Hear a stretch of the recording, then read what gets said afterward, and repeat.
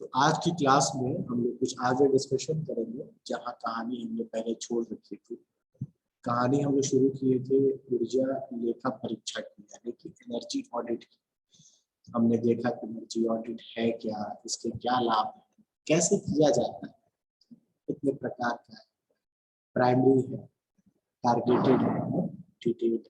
फिर डिटेल्ड में भी हमने देखा कि 10 स्टेप में है और उसको 3 भाग में ब्रेक किया था कि प्री ऑडिट, ऑडिट फेज और पोस्ट ऑडिट। ये डिटेल में हमने भी 3 पार्ट किया था, ये हमने डिस्कस कर लिया था। ठीक है, फिर मैंने ये बताया था कि जब भी कोई ऑडिट करना है तो कहीं भी ऑडिट करते हो तो जनरली वहाँ पे एनर्जी का डील होता है। Energy in the form of mostly energy आपको मिलती है, जो यूटिलाइज करते हैं वो इलेक्ट्रिकल एनर्जी के फॉर्म में। Electrical energy the most common energy. Mechanical energy भी हो सकती है, थर्मल भी हो सकती है, इलेक्ट्रिकल सबसे ज्यादा आपको दिखाई देती है। तो मैंने ये बताया था कि जब आप ऑडिट करते हो तो कुछ ऐसे इंस्ट्रूमेंट्स होते हैं जो ऑडिट करने में आपकी हेल्प करते हैं, ऑडिट में आपकी चीज़ों को समझने में सहायता करते हैं। सपोज आप किसी प्लांट में गए, आपको वोल्टेज देखना है, करंट देखना है, तो आपको वोल्ट मीटर चाहिए वोल्टेज नापने के लिए। करंट नापना है तो आपको वहाँ पे अमीटर चाहिए। आपको वहाँ का मैक्सिमम डिमांड देखना है तो आपको वाट मीटर चाहिए। ठीक है, मतलब पावर देखना है तो आपको वाट मीटर चाहिए। मैक्सिमम डिमांड देखना है तो आपको केवीए के लिए केवीए मीटर चाहिए। ठीक है, कितनी एनर्जी यूज हो रही है, यानी कि इलेक्ट्रिकल एनर्जी यूज कर रहे हो तो एनर्जी मीटर चाहिए, जिसे आप ऊर्जा मापी कहते हैं, है ना। फ्रीक्वेंसी है, ठीक है, इंडक्शन है, आर्द्रता है, लिक्विड का फ्लो हो रहा है, फ्लो रेट निकालना है, कोई गैस है उस गैस का टीडीएस पीएच निकालना है, कोई लिक्विड है, मान लो लिक्विड है, कोई वाटर है ना, मान लो हम कोई कूलिंग के लिए वाटर का इस्तेमाल कर रहे हैं तो पानी की क्या एसिड है, एसिडिक वैल्यू क्या, उसकी टीडीएस वैल्यू क्या है। ठीक है ना। उसमें क्या कोई इसमें केमिकल कंपोनेंट तो नहीं है। मतलब चाहे वो आप इलेक्ट्रिकल टर्म्स में आओ, मैकेनिकल आओ, केमिकल आओ, ठीक है, हर प्रकार से जो मानदंड, जैसे मैंने बताया कि आपको ह्यूमिडिटी भी जाननी है, कार्बन डाइऑक्साइड कितना है, सल्फर डाइऑक्साइड कितना है, ऑक्सीजन कितना है, ठीक है, इनकी दहन क्षमता कितनी है, यानी कि कितने भी ऐसी चीजें जो डील हो रही होती है किसी भी इंडस्ट्री में, तो उसके हिसाब से आपको पोर्टेबल, यानी कि पोर्टेबल समझते हो, पोर्टेबल यानी कि कहीं भी आसानी से ले जा सकने वाले। जैसे हमारा लैपटॉप जो है वो क्या है, पोर्टेबल है ना, लेकिन जो डेस्कटॉप होता है, कंप्यूटर होता है, पोर्टेबल नहीं है। तो वो भी आपको फिर दिक्कतें होती है ले जाने में स्थान से स्थान तक। तो जनरली कुछ ऐसे इंस्ट्रूमेंट की सहायता ली जाती है। ठीक है, तो अगर मैं एक एक करके चर्चा करना शुरू करूंगा तो मोस्टली आप जानते हो, मैं सिर्फ डिस्कशन करूंगा और आप सुनते रहना। फिर वही मैं कहूंगा कि एक स्मॉल नोट्स मेकिंग का कॉन्सेप्ट जो मैंने लिया था वो करते रहो, फाइनली तुम्हें हेल्प करेगा अगर तुम्हारी पढ़ने की इच्छा हो तो पहला जो हम डील अगर करते हैं, मान लो कि अगर हम इलेक्ट्रिकल इंस्ट्रूमेंट का डील करते हैं, यानी कि आपको प्लांट में आपको इलेक्ट्रिकल इंस्ट्रूमेंट तो चाहिए। पहला मान लो कैटेगरी हमने देखा कि इलेक्ट्रिकल मेजरिंग। इलेक्ट्रिकल के बच्चे तो सब्जेक्ट पढ़ चुके हैं इसमें पूरा, उनको कोई दिक्कत नहीं होगा, लेकिन सिविल के बच्चे हैं उनको दिक्कत हो सकती है, तो वो ध्यान से सुनेंगे। इलेक्ट्रिकल मेजरिंग इंस्ट्रूमेंट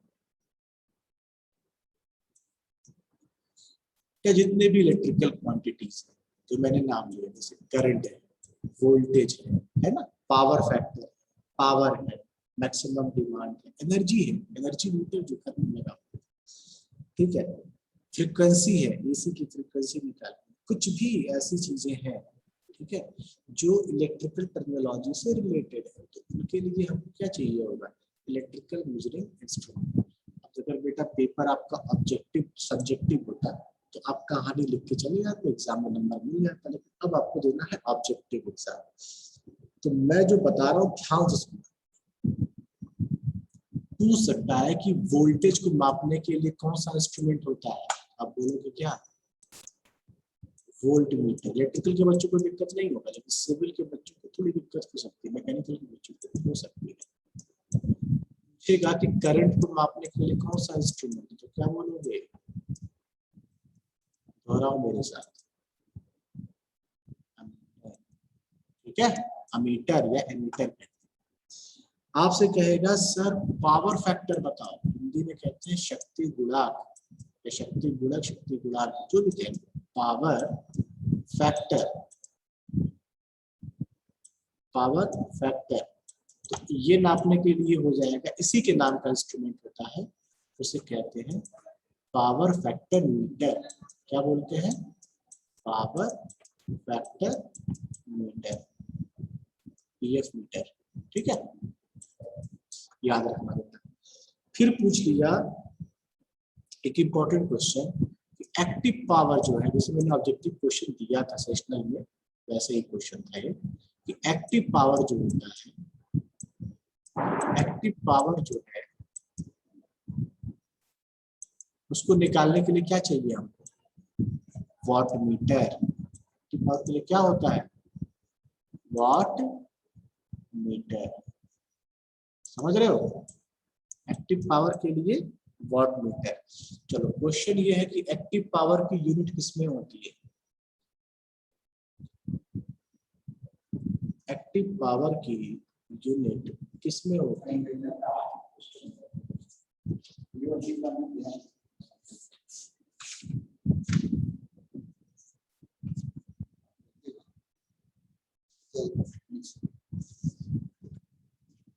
बताओ बच्चे,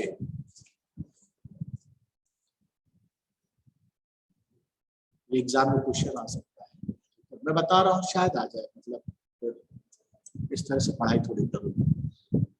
एक्टिव पावर को हम लोग रिप्रेजेंट करते हैं किलो वाट में, सिर्फ या वाट, यानी कि जो वाट होता है ना भाई, वाट मीटर है तो वाट लगा ही। मैंने बताया था ना पावर 3 प्रकार का होता है, शुरुआत की क्लास अगर किया होगा आपने तो मैंने 3 पावर बताया था, एक्टिव पावर, रिएक्टिव पावर और अपैरेंट पावर, ठीक है। एक होता है वास्तविक पावर, एक होता है अवास्तविक और एक होता है आभासी। तो यहाँ मैंने डिस्कशन कर चुका हूँ। आगे हम देख रहे हैं कि एक्टिव पावर को पूछा जा सकता है एग्जाम में कि इनमें से एक्टिव पावर के लिए कौन सा यूनिट का इस्तेमाल किया जाता है, और वहां पे किलो वॉट दे देगा, यानी KVA दे देगा, KVAR दे देगा, KWH दे देगा। तो आप कहोगे सर एक्टिव पावर जो होता है वो किलो वॉट में रिप्रेजेंट करते हैं, ठीक है। अगर मैं आपसे पूछूं, ठीक है बेटा, रिएक्टिव पावर बताओ, एक्टिव पावर तो हो गई, रिएक्टिव पावर बताओ, इसके लिए क्या इस्तेमाल करोगे? Volt ampere. Volt ampere reactive, ठीक है। तो आप बोलते हो वोल्ट एम्पियर और रिएक्टिव, रिएक्टिव को आप आर लिख देते हो, यही तो करते हो, आर फॉर रिएक्टिव। और यहाँ पे किलो है तो किलो लगा दिया, तो KVAR होगा, ठीक है। क्योंकि वोल्ट और एम्पियर भी क्या होता है, इसका मल्टीप्लिकेशन पावर होता है, पावर का फॉर्मूला पढ़ा है, E बराबर P इंटू I। तो वोल्टेज इंटू करंट क्या होता है, ये भी तो पावर ही होता है। तो यहाँ से ये चीजें हम डिस्कस कर चुके हैं ये सब चीजें, ठीक है। चलो मैक्सिमम डिमांड, ये देखो एग्जाम मुझे लगता है पूछा जा सकता है, कि बहुत इंपॉर्टेंट चीज होता है मैक्सिमम डिमांड। मतलब जैसे हमारे घर में कोई इलेक्ट्रिसिटी कंजम्पशन हो रहा है तो कितनी डिमांड हम क्रिएट कर रहे हैं। मान लो हमारे घर में कितनी डिमांड है, यानी हमारे घर में अगर 4 फैन है और 10 बल्ब है, 2 AC है, ठीक है, ऐसे करके सबकी अपनी अपनी क्षमता है, ठीक है। तो हम कितनी डिमांड अपने घर में प्रोड्यूस कर रहे हैं, है ना। जैसे हमारे खाने की क्षमता अगर 10 रोटी की है, ठीक है, हमें कितनी मिल रही है वो बात की बात है, 8 मिल रही है कि 20 मिल रही है, लेकिन मेरी डिमांड कितनी है, ठीक है। तो जब आप मैक्सिमम डिमांड निकालते हो तो आप यानी कि पावर की ही बात कर रहे हैं। हमारे घर में कितना पावर रिक्वायर्ड है, कितना इलेक्ट्रिकल पावर चाहिए, ये बेटा हमेशा याद रखना। ये होता है मैक्सिमम डिमांड, केवीए में होता है, केवीए में होता है। ठीक है,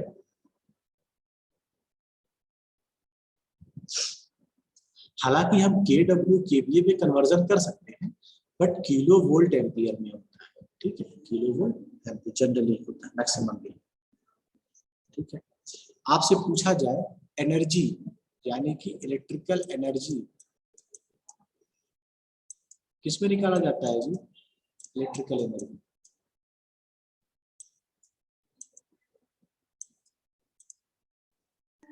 एनर्जी मीटर। एनर्जी मीटर, बहुत अच्छे, एनर्जी मीटर। यूनिट क्या रखते हैं?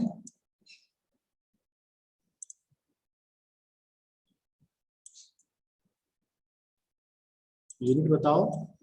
जैसे ऊपर सबका यूनिट हमने देखा ना, इसका वोल्ट है, इसका एम्पियर है, हाँ? इसका बताओ।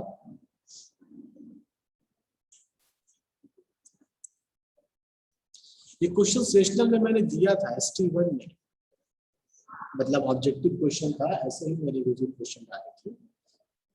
देखो एनर्जी मीटर में हम बात होती है किलोवाट घंटा, यानी कि वाट आवर की बात होती है। ठीक है, यानी कि शक्ति का समय से जब गुणा करते हो, यानी कि पावर का टाइम से मल्टीप्लिकेशन करते हो, तो हमें मिलती है एनर्जी। क्या मिलता है? एनर्जी। तो शक्ति क्या है बेटा? यही तो है जो वाट मीटर वाला है, किलोवाट, ये शक्ति है। तो शक्ति लिख दिया, किलोवाट। समय से मल्टीप्लाई करना है, यानी कि घंटे से मल्टीप्लाई कर दो। HR मतलब आवर, HR मतलब आवर, घंटा, या H लिख दो, कोई दिक्कत नहीं है, आप H लिख दो, H लिख दो, KWH। तो कहीं भी KWH मिले, KWHAR मिले, है ना? एक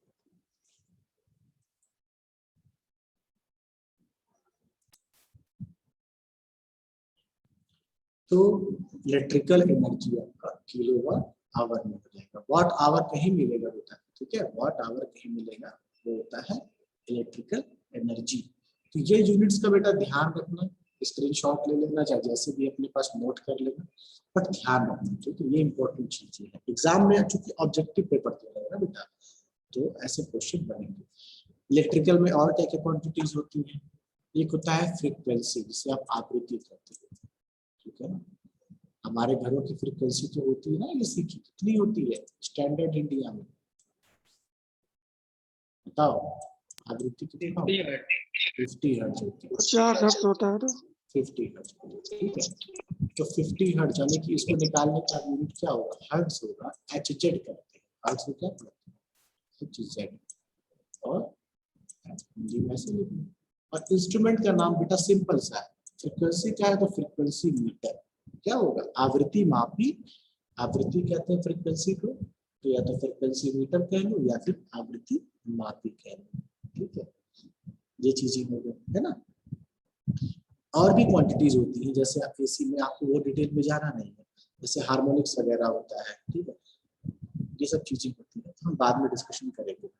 तो मेरा कहने का सिर्फ अभिप्राय ये था कि ऐसी क्वांटिटी जब इलेक्ट्रिकल में है, ऑब्जेक्टिव क्वेश्चन कैसे बनेगा। सब्जेक्टिव होता तो बेटा आप लिख लेते कहानी बना करके सर ये है, लेकिन ऐसे कर नहीं पाओ। ठीक है, तो ये चीज का ध्यान है ना, इलेक्ट्रिकल मेजरिंग इंस्ट्रूमेंट में ये चीजें हो जाएगी। ठीक है, चलो अब हमारा जो सेकेंड इंस्ट्रूमेंट है, ठीक है, नोट करके चलना बेटा थोड़ा सा। नोट मतलब कि एक शॉर्ट नोट्स अपना, जो एकदम देखो तुम्हारे एकदम तुम्हारी भाषा में, ठीक है, चाहे वो एकदम तुम्हारी लैंग्वेज में, देख के एकदम समझ में आ जाए हाँ ये तो है। ठीक है,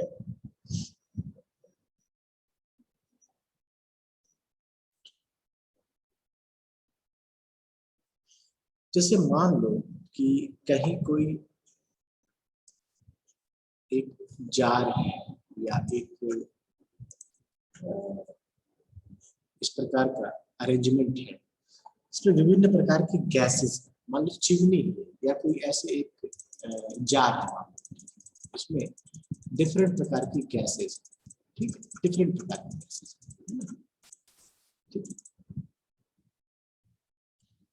तो हमको जो है ये पता करना है कि इसमें किस गैस का क्या प्रतिशत है, यानी क्या क्वांटिटी है, कितनी गैस कितनी मात्रा में पाई जा रही है, समझ रहे हैं।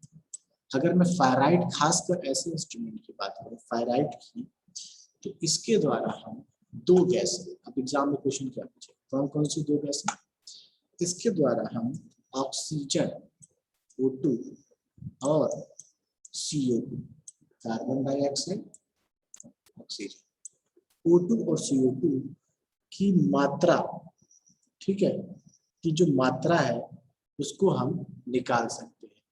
मतलब आपकी कोई चिमनी है, चिमनी से कितना कार्बन डाइऑक्साइड निकल रहा है उसको हमें निकालना हो तो हम फायराइट से निकाल लेंगे। तो फायराइट एक ऐसा इंस्ट्रूमेंट होता है जो जो कार्बन डाइऑक्साइड ऑक्सीजन के जो पैमाने हैं उनको पढ़ता है, उनकी मात्रा को बताता है, ठीक है। अब इसके लिए देखो, इसके लिए क्या होता है कि इसमें एक प्रकार का केमिकल यूज किया जाता है जिसका नाम होता है पोटेशियम हाइड्रोक्साइड। पूछ सकता है कि फेराइट में कौन सा केमिकल यूज किया जाता है, आप बोलोगे पोटेशियम हाइड्रोक्साइड, और इसका रंग जो होता है वो काफी गहरे लाल रंग का होता है, पोटेशियम हाइड्रोक्साइड का, है ना, ठीक है। पोटेशियम हाइड्रोक्साइड का इस्तेमाल करते हैं। एक होता है हमारे पास क्रोमस क्लोराइड, एक केमिकल है क्रोमस क्लोराइड, ये नीले रंग का होता है, ब्लू कलर का, ठीक है। दो केमिकल का हमने नाम देखा, पोटेशियम हाइड्रोक्साइड और क्रोमस क्लोराइड। इन दोनों की सहायता से, ठीक है, हम किसी भी घोल में, किसी भी गैस में, किसी भी लिक्विड में ऑक्सीजन और कार्बन डाइऑक्साइड के प्रतिशत कितना परसेंटेज है या उसकी कितनी मात्रा अवस्थित है इसकी जानकारी प्राप्त करते हैं। इसके द्वारा फायराइट के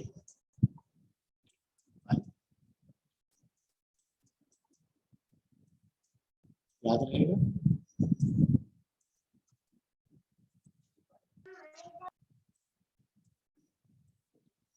इंडस्ट्री में आप जानते हैं ऑक्सीजन यूज किया जाता है। अभी हाल ही में देखो, जब कोरोना वायरस का बहुत महामारी जब अपने पीक पे था, तो मेडिकल ऑक्सीजन की जब कमी हो गई थी तो इंडस्ट्रीज ने अपना प्रोडक्शन कट करके और मेडिकल ऑक्सीजन बनाना शुरू किया। उनके पास ऑक्सीजन होता है, ठीक है, क्यों, क्योंकि उनको भी ऑक्सीजन वेल्डिंग करना है या कुछ दहन करना है, यानी कि कुछ जलाना है, तो जलाने के लिए आपको पता है ना कि ऑक्सीजन की आवश्यकता पड़ती है। इंडस्ट्री में कहीं भी आप यूज करते हैं तो ऑक्सीजन ज्यादा यूज करते हैं, और ऑक्सीजन का अगर इस्तेमाल करोगे तो स्वाभाविक सी बात है, कार्बन डाइऑक्साइड तो वहां निकलनी, ठीक है। तो इंडस्ट्री में फायराइट का इस्तेमाल किया जाता है। आई होप ये चीजें क्लियर हो।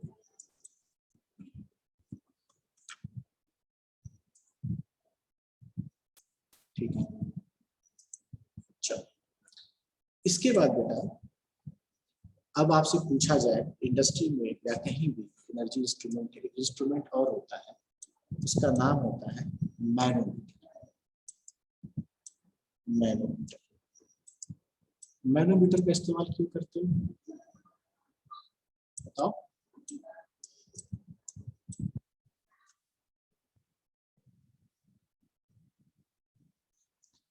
बताओ, मैनोमीटर का इस्तेमाल क्या मेजर करने के लिए, क्या मापने के लिए किया जाता है।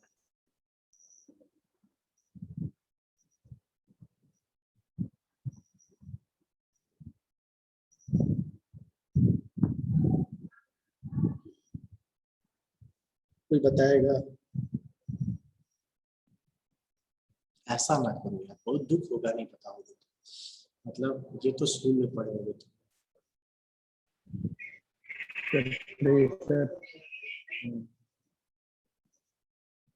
तो हमको लग रहा है कुछ और पढ़ाना पड़ेगा तुम लोगों को, ठीक है ना। मैनोमीटर तक तो जवाब आ जाना चाहिए। सर याद नहीं आ रहा, बता दीजिए आप। हाँ हम तो बताएंगे, तो इसीलिए। हाँ सर बताइए। हेलो सर, प्रेशर मापना। बॉयलर में सर इसका यूज किया जाता है। यहाँ पे मैनोमीटर बॉयलर में सर हाँ यूज तो किया बर्तन में जाता किया जाता है, ठीक है, लेकिन ये बताओ कि किस क्या मेजर करते हैं। प्रेशर सर पानी का जो आयतन होता है मैनोमीटर उसी का को। पीटोगे पीटोगे कितना कहानी बनाते हो ऐसे सर एग्जाम में लिख के आओगे आयतन और घनत्व और दुनिया भर का पूछेगा, करंट लिखोगे मशीन प्रेशर यूज करते है, हैं सर, प्रेशर में यूज करते हैं। प्रेशर में यूज करते हैं, ठीक है। चलो मैनोमीटर का इस्तेमाल किया जाता है दबाव यानी कि दाब नापने के लिए, प्रेशर में। तो वही तो सर जो पानी। हाँ हाँ हेलो सर, हाँ हाँ बोलो। वो पानी को नापने के लिए दाब को P1 P2 का नापने के लिए वो उसी में ना यूज किया जाता है मैनोमीटर का। हाँ, तो याद करो इंस्ट्रूमेंट जब लास्ट हम चैप्टर पढ़े थे तो पिटॉट ट्यूब हाँ सर पढ़े थे, याद है। बताया। मैनोमीटर का यूज हुआ था उसमें। ठीक है वही चीज है। तो वो मैंने वहां भी ये भी बताया था कि देखो बेटा कि क्या होता है ना कि एक इंडस्ट्री में बहुत सारी नली होती है, यानी कि बहुत सारी पाइप्स होती है। आप देखोगे ना कभी ऐसे पाइप होगा, फिर यहाँ पाइप होगा, ठीक है, फिर ये पाइप यहाँ घूम के गई, ठीक है, ऐसे बहुत सारे पाइप्स होते हैं, समझे? ऐसे फिर यहाँ से ये जुड़ा होता है, बहुत सारे pipe। हाँ, और इसमें क्या हो सकता है, दो चीजें हो सकती है भाई, सॉलिड तो होगा नहीं, या तो लिक्विड होगा या तो फिर गैस होगा, यानी कि तरल होगा या तो गैस, यही तो हो सकता है।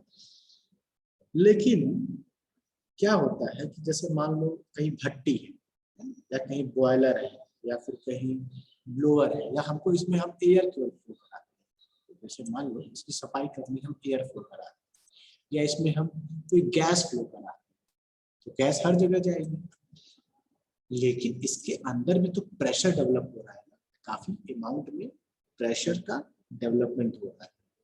तो हमको रेगुलर चेक करते रहना है कि कहीं ऐसा ना हो कि इसका प्रेशर इतना ज्यादा हो जाए कि ये नली जो है या ये जो ट्यूब है इस दबाव को झेल ना पाए, इस गैस को, क्योंकि आपको पता है कि बहुत ज्यादा स्ट्रेंथ होती है हवाओं में, गैस में, लिक्विड में, जब वो फ्लो के साथ चलती है ना।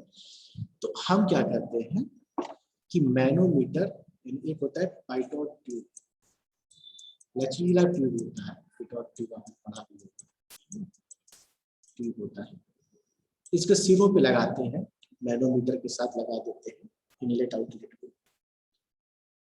तो कुल मिलाकर के ये क्या करता है कि जो भी गैस है लिक्विड है, ठीक है, हमको ये देखना है कि यहाँ पे मैक्सिमम स्ट्रेंथ के साथ भी हमारा कोई डैमेज ना हो, नुकसान ना हो, कोई एक्सीडेंटल ना हो। दूसरी चीज, इतना कम भी हम गैस ना फ्लो कराएं कि हम पाइपलाइन का पूरा इस्तेमाल ही ना कर पाए, ठीक है। तो हम यहाँ पे लगा देते हैं मैनोमीटर। क्या लगा देंगे? मैनोमीटर। अब ये बता देगा अपने स्केल पे, यहाँ पे जो स्केल होगा जब फ्लो होगा कितना अमाउंट में प्रेशर यहाँ पे क्रिएट हो रहा है, ठीक है। तो अगर प्रेशर कम है तो आप प्रेशर गैस का बढ़ा दोगे, तो अगर प्रेशर ज्यादा है तो प्रेशर गैस का आप कम कर दोगे। तो इससे क्या है, कहीं ना कहीं ऊर्जा की बचत तो हो ही रही है, क्योंकि अगर आप कम गैस का फ्लो करा रहे हो तो आपका जो पूर्णतया यानी कि हाई एफिशिएंसी पे काम नहीं हो पा रहा है, कहीं ना कहीं लॉसेज हो रहे हैं, हाई एफिशिएंसी पे काम नहीं हो रहा है। लेकिन अगर आप हाई गैस मतलब फ्लो करा रहे हो तो डैमेज हो सकता है, पाइप्स नुकसान पहुंच सकती है, ठीक है, एक्सीडेंट भी हो सकता है। आए दिन अक्सर, पहले अब तो फिर काफी कम हो गया, बट आए दिन सुनने में आता था कि पाइप लाइन फट गई। पाइप लाइन फटने का मतलब यही होता है। तो मान लो कि अगर स्टीम है, यहाँ पे मान लो भाप है इसमें, और यहाँ बहुत सारे वर्कर काम कर रहे हैं, आप समझ के देखो कि भाप है, 400-500 डिग्री सेल्सियस के टेम्परेचर है, ठीक है, और अगर लीकेज ही हो जाए यहाँ पे समझ रहे हो? तो कितना भारी तबाही हो सकता है, कितना नुकसान हो सकता है, कितने लोगों की जान माल की हानि हो सकती है। तो इस चीज का भी हमें ध्यान रखना पड़ता है। ठीक है, ये हो जाता है मैनोमीटर। तो यहाँ तक याद रखना बेटा। अब ये हमारी अगली क्लास होगी तो हम आगे डिस्कस करेंगे।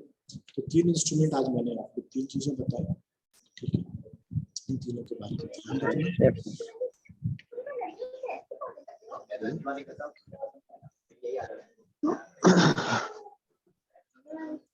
और आगे जो है फिर हम डिस्कस करेंगे इसके आगे जो भी चीजें हैं।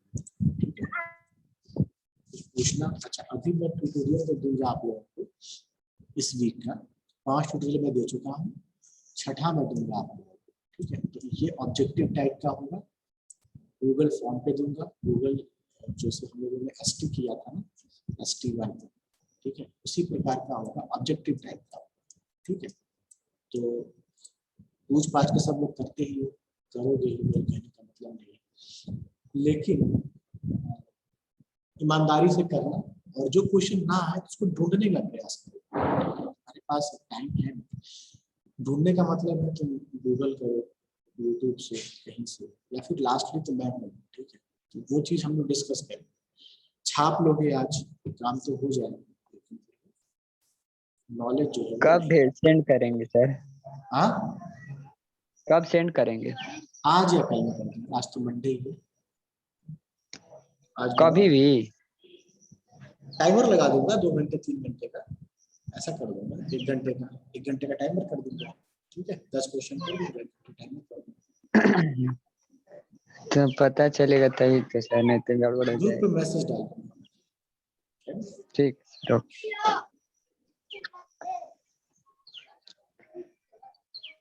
आज सर तो सर जो गूगल मीट क्यों लगेगा रहेगा? नहीं लगेगा? हाँ, जो मतलब इंडस्ट्रीज में कह रहे हैं लगाने के लिए, मतलब दबाव को मापने के लिए, हाँ, तो हाँ। वेंचुरी मीटर नहीं वहाँ पे लग सकता है? वेंचुरी मीटर क्यों वही लगा उसका सकते पार्ट है, हैं? Manometer. Venturi meter venturi meter का पार्ट है ना वो? हाँ हाँ बिल्कुल है। तो वेंचुरी मीटर नहीं लग सका है? वेंचुरी मीटर कहाँ यूज करते हैं? पाइप के नली जो होता है ना, वेंचुरी मीटर या जो भी इंस्ट्रूमेंट था, जब हम गैस का फ्लो मानते, याद है, फ्लो मीटर में पढ़े थे। हाँ हाँ हाँ हाँ, फ्लो क्या है बेटा? एक तरह का प्रेशर ही तो है। प्रेशर होता है तो फ्लो होता यस सर। है ना? तो अलग अलग इंस्ट्रूमेंट है। हाँ आप फ्लो मीटर की जगह आपको अभी हम देखेंगे कि फ्लो मापना है तो फ्लो मीटर का इस्तेमाल करेंगे। ठीक है, लेकिन जो ये नली है ना, ये जो पाइप्स है, इस पाइप पे क्या दबाव महसूस हो रहा है, ठीक है, इस पाइप पे हाँ किस गैस क्या फ्लो कर रही है, वो तो फ्लो मीटर बता देगा, वेंचुरी मीटर। लेकिन इसके सरफेस पे क्या हाँ। दबाव महसूस हो रहा है, उसके लिए मैं बता रहा हूँ मैनोमीटर का इस्तेमाल कर लेंगे। बाकी फ्लो मीटर में भी हम वही चीज करते हैं। देखो, मैनोमीटर एक तरह का सिर्फ डिवाइस है जो हम कहीं भी लगा सकते हैं, यानी कि किसी भी इंस्ट्रूमेंट के साथ फ्लो सेकेंडरी इंस्ट्रूमेंट की तरह इस्तेमाल कर सकते हैं। यानी कि हम फ्लोमीटर के साथ भी लगा सकते हैं, ओके। अकेले हम सिर्फ प्रेशर नापना हो तो भी लगा सकते हैं, लगा सकते हैं। बट हमारे पास इतना कंटेंट अवेलेबल रहे जहाँ स्पेसिफिक रिक्वायरमेंट है। जैसे अभी हमको रिक्वायरमेंट इस चीज की है, गैस की जो पाइपलाइंस है, इस पे प्रेशर कितना आ रहा है, कितना फ्लो हो सकता है, कितना प्रेशर एक्सर्ट हो रहा है, तो हम इसको गणना करें। ठीक है, और एक तरह का फ्लो थर्मोमीटर है, बहुत सारे प्रकार के pressure instrument, pressure gauge instrument आ गया है। अब तो ये पुराने इंस्ट्रूमेंट हो गए हैं, अब तो बहुत तरह के इंस्ट्रूमेंट आ गए, डिजिटली बता देते हैं, यहाँ पे सेंसर लगा देते हैं, डिजिटली बता देते हैं कितना प्रेशर है। बट ये तो सिलेबस का हिस्सा है, तो पढ़ाया, अब ये सब इस्तेमाल नहीं किया जाता इंडस्ट्री। ठीक है, अब सीधे जो आपका है सेंसर कह लो चाहे ट्रांसड्यूसर्स कह लो, ट्रांसड्यूसर का इस्तेमाल करते हैं जो प्रेशर सिग्नल को कन्वर्ट करते हैं इलेक्ट्रिकल सिग्नल को, और आप वहीं से ऑपरेट कर लो। यानी कि यहाँ पे आपने लगाया ट्रांसड्यूसर, है ना। अब ये सिग्नल गया आपके कंप्यूटर स्क्रीन पे, आपने देखा कि कंप्यूटर स्क्रीन पे 100 का प्रेशर इस समय शो कर रहा है, और आपको रिक्वायरमेंट है मैक्सिमम 70 फॉर एग्जांपल, जो भी प्रेशर की यूनिट आप यूनिट की बात कर रहे हैं। आप यहीं से कमांड दे दोगे तो गैस का जो फ्लो है ना यहाँ पे ये क्या होगा, ये कम हो जाएगा। ठीक है, अब मैंने पहले क्या था कि ये चीजें मैनुअली हुआ करती थी, यानी विदाउट ट्यूब वगैरह जाकर के देखना पड़ता था और वहाँ पे मैनोमीटर की रीडिंग लेनी पड़ती थी, मैनोमीटर क्या प्रेशर यहाँ पे रीड करा रहा है, नोट कर देते। ये सब चीजें तो खैर खत्म, ठीक है।